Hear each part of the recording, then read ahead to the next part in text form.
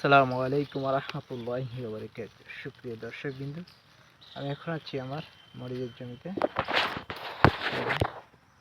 আমার মরিচের জমিতে মাশাআল্লাহ গাছের গঠন দেখুন, মাশাআল্লাহ কত সুন্দর।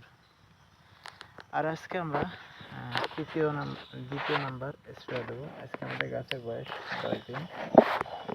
এই 10 দিনে আমরা কি কি ওষুধ কীটনাশক দেবো? আজকে আমরা দেবো হচ্ছে লুমেকটিন, আর সেই সাথে দেবো ম্যানচার, আর ছত্রনাশক ম্যানচার দেবো, আর তার সাথে মাকড়ের জন্য দেবো ভার্টিম্যাক্স, আর হচ্ছে তার পাতা খেকো পোকার জন্য, লেদা পোকার জন্য দেবো লুমেকটিন, আর তার সাথে একটা ভিটামিন দেবো আজকে এনকেপিএস, আমেরিকান এনকেপিএস।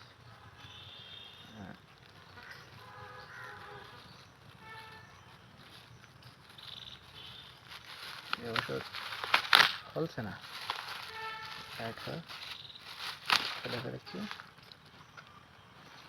এটা আজকে দেবো। এই যে লুমেকটিন, এটা প্রথম স্প্রে দিয়েছিলাম।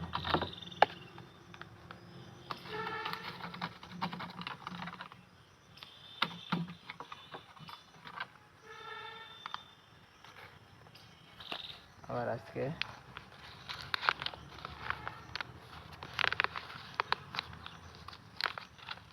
আর এই যে ছত্রনাশক ম্যানচার। আজকে আমাদের গাছে বয়স 10 দিন, আমরা দ্বিতীয় স্প্রে দিচ্ছি।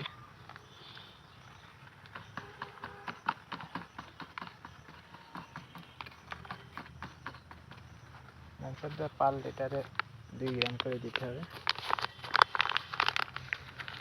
আর লুমেকটিন 5 গ্রাম দিলাম 1 বেরেলে, আর হচ্ছে আপনার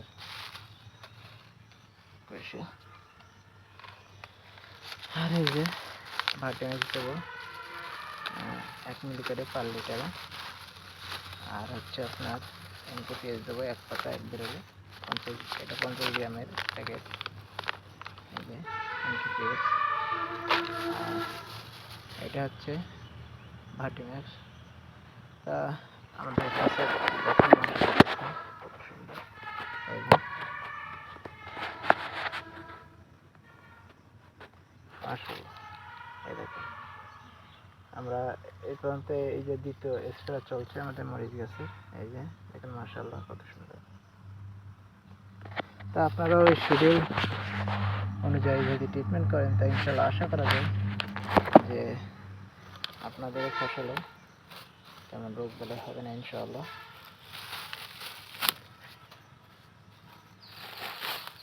আজকে তা আপনারাও শিডিউল মোতাবেক স্প্রে করবেন ইনশাল্লাহ, তাহলে মরিচ গাছ ইনশাল্লাহ সুস্থ থাকবে। মরিচের মেন হচ্ছে কুকড়ি, আর কুকড়ি সমাধান হচ্ছে একটাই, শিডিউল মোতাবেক স্প্রে করতে হবে। খামখেয়ালি স্প্রে করলে আপনারা কুকড়ি ঠেকাতে পারবেন না।